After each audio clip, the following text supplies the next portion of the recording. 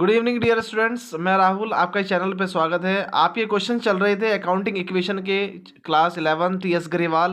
Question number 1, 2 और 3 हम complete कर चुके हैं। क्वेश्चन नंबर 4 देखिए।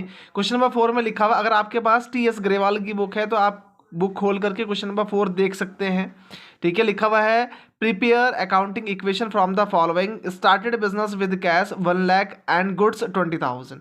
ठीक है, यहाँ पे आप ये क्वेश्चन देख लीजिए। ठीक है, अब मैं इस क्वेश्चन को आपको सॉल्व कराने के लिए जा रहा हूँ। अब देखिए, मैं सॉल्व बच्चों यहाँ पे क्वेश्चन सॉल्व किया हुआ है, बस आपको करना कैसे है मैं आपको थोड़ा यहाँ एक्सप्लेन करूंगा। 11th accountancy accounting equation chapter चल रहा है, जो कि आपकी बुक में चैप्टर नंबर 5 है। क्वेश्चन नंबर 4 हम कर रहे हैं।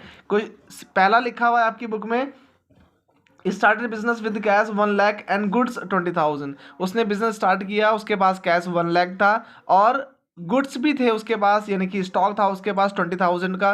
तो मैं यहाँ पे क्या लिखूंगा, सीरियल नंबर पे 1 लिखेंगे, जो ट्रांजेक्शन चल रही होगी वो लिखेंगे। उसके बाद जो बुक में लिखी हुई होगी ट्रांजेक्शन, उसी को ही आप यहाँ पे लिख देंगे।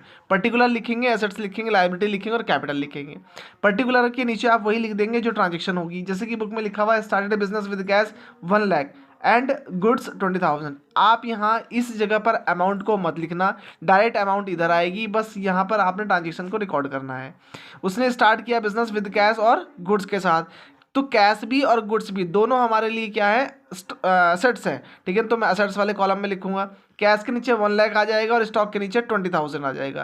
पहली वाली ट्रांजेक्शन कंप्लीट हो जाती है। लेकिन आपने करना क्या है, जितना भी आप यहाँ पे लिखेंगे असेट्स में, पहली वाली एंट्री जब भी आप रिकॉर्ड करेंगे तो जो भी आप लिखेंगे, जैसे कि कैश में 1 लाख लिखा हुआ है, 20,000 स्टॉक में लिखा हुआ है, इन दोनों को ऐड करके यहाँ पे लिखेंगे 1,20,000। ठीक है, अभी फर्नीचर मत देखिए आप, फर्नीचर यहाँ पे लिखा हुआ है, आप कहेंगे कि ये इसके बारे में नहीं बताया, ये बाद में आएगा। ठीक है, अब 1 लाख कैश का है, 20,000 स्टॉक का है, तो दोनों को ऐड किया तो 1,20,000 आ गया। दूसरा वाला पॉइंट देखिए, बुक में दूसरा पॉइंट लिखा हुआ है आपके पास बच्चों, sold goods worth 10,000 for cash 12,000। ठीक है, अगर मैं आपको बुक में दिखाऊं, वैसे अगर आपके पास बुक होगी तो आप उसमें देख सकते हैं। ये देखिए यहाँ second point, sold goods worth 10,000 for cash 12,000, यानी कि 10,000 रुपये का सामान बेचा, यानी कि स्टॉक बेचा, गुड्स बेचे 12,000 में, 10 का सामान 12 में बेचा जा रहा है, तो ऑटोमेटिकली यहाँ पे आपको दिख रहा होगा कि 2,000 रुपये का प्रॉफिट हो जाता है। तो जब भी प्रॉफिट होगा कैपिटल में ऐड करेंगे, उतना ही ऐड करना है जितना प्रॉफिट हुआ होगा। 12,000 ऐड नहीं होगा, 2,000 ऐड होगा। तो अब यहाँ पे देखिए 10 की चीज़ 12 में बेची जा रही है, तो स्टॉक तो सिर्फ कितने का जा रहा है, 10,000 का जा रहा है। 10,000 रुपये का सामान कितने में बेच रहा है वो, 12,000 में, तो 12,000 वो भी कैश में, तो 12,000 कैश में ऐड कर देंगे। ये कैसा कॉलम है ना, तो यहाँ प्लस 12,000, स्टॉक 20,000 में से 10,000 माइनस करेंगे, 20 के 20 मत माइनस कर देना। बुक वालों ने कहा है कि 10 का सामान 12 में बेचा है, तो 10,000 स्टॉक से माइनस हो जाएगा। 10 की चीज़ 12 में बेची जा रही है, कितने का प्रॉफिट हो गया, 2,000 का। तो जब भी प्रॉफिट होगा तो कैपिटल में ऐड करेंगे, लॉस होगा तो माइनस करेंगे। तो 1,20,000 यहाँ पहले से था, 2,000 ये हो गया यहाँ पे। ठीक है, जब दो एंट्री आप स्टार्टिंग की कर लेंगे, उसके बाद आपने न्यू इक्वेशन बनानी है। न्यू इक्वेशन का मतलब होता है अब क्या बचा है हमारे पास, 1 लाख ये है, 12,000 और आए हैं, तो 1,12,000 हो गया ऐड करके। 20,000 पहले थे, 20 में से 10 चले गए, तो अब यहाँ पे 10 का स्टॉक बचा है। ठीक है, यहाँ पे कुछ नहीं आया। अब 1,20,000 मेरे पास सबसे पहले था, यानी कि जो मैंने यहाँ पे लिखा था ऐड करके वो 1,20,000 था। इसमें हमें 2,000 का प्रॉफिट हुआ था, तो 1,12,000 हो जाएगा। ठीक है, सॉरी 22,000 हो जाएगा। ठीक है, अब यहाँ पे कितना हो जाता है, 122,000। तीसरी इक्वेशन है आपके पास, purchase furniture on credit for ₹30,000। आपने फर्नीचर खरीदा है कितने का, 30,000 रुपये का। ठीक है ना, जो भी असेट्स नई असेट्स खरीदी जाएगी वो असेट्स वाले कॉलम में आएगी।